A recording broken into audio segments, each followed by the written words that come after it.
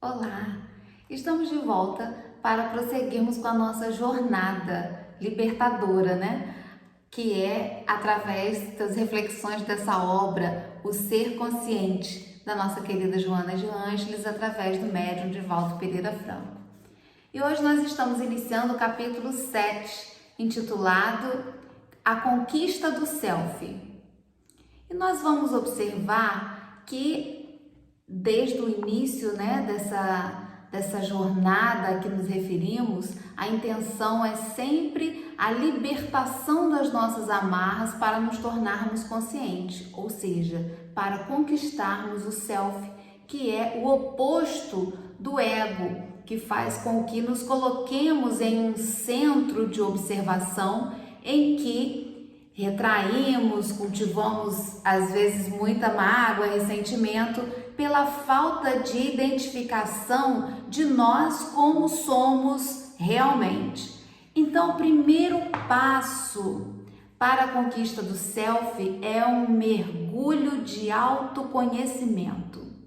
Nós precisamos ter o desejo, a vontade de encarar sem preconceitos, sem amarras, sem passar pano, né? Sem querer dissimular, encarar a nós mesmos, em que situação, em que condição nos encontramos. E aí, nesse mergulho interno, nós vamos nos deparar muitas das vezes com certas mágoas e ressentimentos que cultivamos em razão de certas vivências do passado. Muitos de nós, quando se sente ofendido, magoado, se retrai. E esse retraimento é um abraço ao ego. É um abraço ao não prosseguir nas mudanças que precisamos. E aí o ser se sente muito retraído e rompe com o principal que nós temos na nossa vida, que são as relações. Ele diz assim: não quero mais sofrer, então não vou mais me relacionar, não vou me entregar tanto mais nos relacionamentos. Seja um relacionamento afetivo entre casais, seja um relacionamento afetivo mais amplo entre as pessoas da convivência próxima. E aí começa a estabelecer uma certa parede, um certo limite, uma casca, né? Dizendo que é para se proteger, mas em realidade está fugindo desse princípio fundamental do enfrentamento que nós precisamos para viver as relações e conquistarmos essa liberdade da consciência, esse estado de liberdade profunda, que é quando sabemos encarar certas situações, discernindo, né, e elaborando um prosseguimento. Essa conquista do self não se trata ainda de tornarmos-nos pessoas perfeitas. Isso vai ser atingido em consequência, mas de encararmos os nossos erros, as nossas atitudes falhas com amadurecimento psicológico, sem tentar camuflar, sem tentar criar subterfúgios que possam tornar mais suave algo que eu preciso enfrentar. Então ela propõe que nas nossas relações passem a ser pautadas, as nossas relações passem a ser pautadas por esse aspecto, onde em conhecendo-nos sabemos lidar com as situações que vêm das outras pessoas. Por exemplo, aceitar o mau humor, que é um ponto que ela coloca aqui. Aceitar o mau humor não significa se tornar mal-humorado. Você não pode entrar na faixa do mal-humorado, né? Porque aí você vai ser uma pessoa também aborrecida. Se o outro, ele é mal-humorado, está mal-humorado, vive nessa faixa, você não tem que aceitar isso para você, você tem que aceitar isso no outro, porque é a condição dele nesse momento. Mas você não. E aí você eleva a sua faixa e passa a transbordar esse seu bom humor, por exemplo, né? Contagiando os enfermos que estão ao seu redor ou que de alguma forma convivem com você em algum aspecto da relação. E um outro ponto fundamental quando nós buscamos esse autoconhecimento é estar aberto às relações do outro como ele está. Até porque as pessoas mudam constantemente. Então, às vezes, algo que aconteceu lá atrás e eu guardei mágoa, rotulei, fulano é assim, hoje ele já nem é mais. E aí, às vezes, eu fico presa ou não quero nem mais nenhum tipo de contato, de convivência, porque ele é assim ou ela é daquela forma.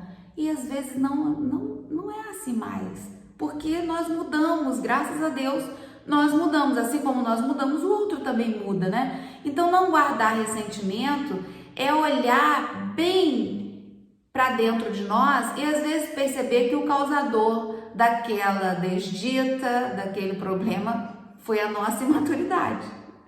E quando a gente se depara com isso e está buscando a conquista do self, a gente diz, era falta de maturidade minha.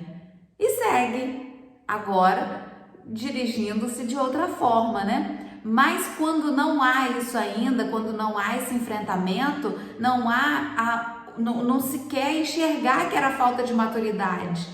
E sim procura ali alguns mecanismos de fuga que vai ser colocado mais adiante, né? Então, quando nós encontramos no Livro dos Espíritos, na questão 919, que é o desejo libertador de conhecer a si mesmo, né? Onde Santo Agostinho traz para nós lindamente um formato muito fácil da gente desempenhar e desenvolver, que é quando buscamos diariamente fazer um retrospecto de como foi o nosso dia e buscar colocá-lo mais próximo daquilo que nós desejamos. Quando a gente faz essa análise, nós estamos mais perto de chegar a esse estado libertador. Conversando com uma amiga outro dia, achei muito interessante a forma como ela se posicionou frente a uma situação onde ela precisava estabelecer um contato com uma pessoa desconhecida, mas era um contato que seria longo. Era um contato de trabalho que, independente de gostar ou não, a partir daquele momento seria algo longo. Então ela me disse assim, olha, eu nem conheço essa pessoa, mas eu já gosto dela. Eu gosto. Eu vou ter que conviver com ela, então eu já gosto dela.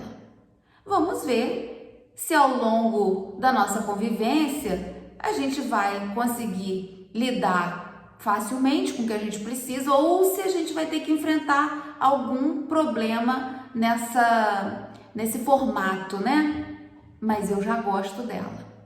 E aí passou um tempo, a gente voltou a conversar e eu perguntei, e aí, como é que foi? Foi ótimo, foi maravilhoso, porque ela se colocou abertamente, que é o que Joana fala aqui nesse capítulo, nesse momento, dizendo que a pessoa que consegue entender essa vida de mais liberdade e de libertação do ego, ela não se coloca como centro nas relações.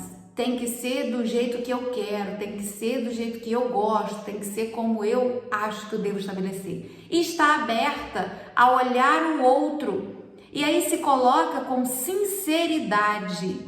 E o ser que se coloca com sinceridade, ele afasta um turbilhão de problemas, faixas vibratórias desse nível e atrai a faixa mais acima, que é do bom entendimento.